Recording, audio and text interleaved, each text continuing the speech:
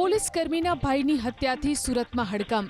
Dumas road પરના સુલતાનાબાદમાં આવેલ રીવા વ્યસન મુક્તિ અને રિહેબ સેન્ટરમાં કાઉન્સિલરો અને ડ્રાઈવર પર લાગ્યો હત્યાનો આરોપ।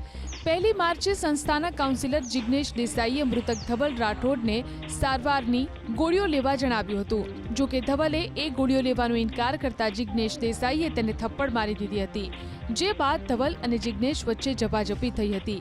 ઘટનાની જાણ થતાં સંસ્થાના અન્ય કાઉન્સિલરો રોહન, શૈલેષ અને સંસ્થાની ગાડીનો ડ્રાઈવર દિલીપ દોડી આવ્યા હતા।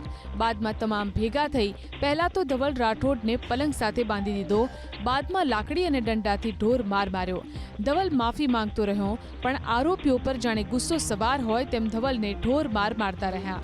ન માત્ર લાકડીથી જ ડ્રાઈવર દિલીપે ધવલના ગળાના ભાગે 4 થી 5 જોરદાર મુક્કા પણ માર્યા, તો શૈલેષે ધવલના ગાલ અને કાનના ભાગે થપ્પડો ઝીંકી દીધી। રોહને ધવલની છાતી અને પેટના ભાગે નિર્દયતાથી વાર કર્યા। ચારેય શખ્સોએ કરેલા હુમલામાં ધવલ લોહી લુહાણ હાલતમાં અધમુઓ થઈ ગયો। સતત માર અને ત્રાસને લીધે ધવલ બેભાન થતા તેને સારવાર માટે 108 એમ્બ્યુલન્સ મારફતે હોસ્પિટલ ખસેડાયો, જ્યાં ફરજ પરના તબીબે ધવલને મૃત જાહેર કર્યો। ડુમસ પોલીસે ફરિયાદના આધારે આરોપી જિગ્નેશ દેસાઈ, રોહન, શૈલેષ અને દિલીપ વિરુદ્ધ હત્યાનો ગુનો નોંધી ચારેયની ધરપકડ કરી લીધી।